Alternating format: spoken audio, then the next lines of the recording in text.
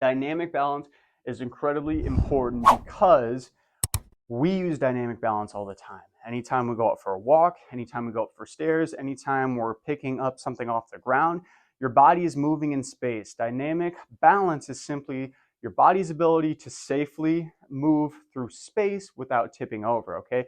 Remaining stable and secure, just like static balance, but while adding some motion, okay?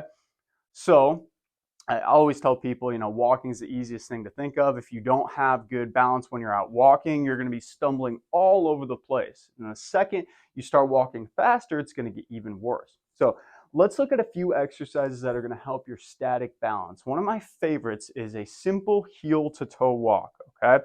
And this is simply just going heel to toe. So you're walking nice and carefully, nice and easy. You can do this slow or you can do this fast. Right now, we're just going to do this fast. And if that is too challenging for you, what I usually recommend for people is doing a half step walk. So very similar, but you're kind of cutting your foot in half, just going back and forth nice and carefully. Going to really, really challenge that static balance. And of course, since it is a narrow base, it's going to be even tougher on that progression. So another excellent way that we can work our dynamic balance is with a slalom run, okay? So how this is going to work is, and I actually only have one cone today. I'm going to bring the hurdle over here. We'll use this.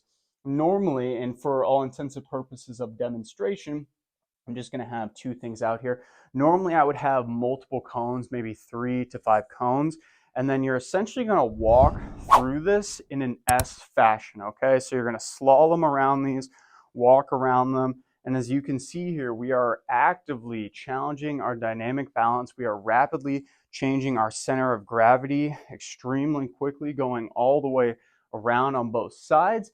You can do this for a very long length. You can kind of just do it in a little setting that I have right here. Either are going to work extremely well for you. It doesn't particularly matter. And on top of that, another one of my favorite drills is actually with the hurdle. So we'll take this cone out, put it to the side. I love doing these too, especially with these adjustable hurdles because they're of course adjustable. You can make it a little bit taller or a little bit lower depending on your level of balance. And again, normally you're going to have multiple of these. I actually have 6 that I use typically, but I don't have a lot of space in this, so just use your imagination with me. You'd imagine having a few of these in a row, and you might have done these in actually physical therapy, but essentially you're just going to be walking up and over the hurdle. So this is really good too, because you're also getting some hip strength. A lot of individuals who have bad balance don't have good strength in their hips.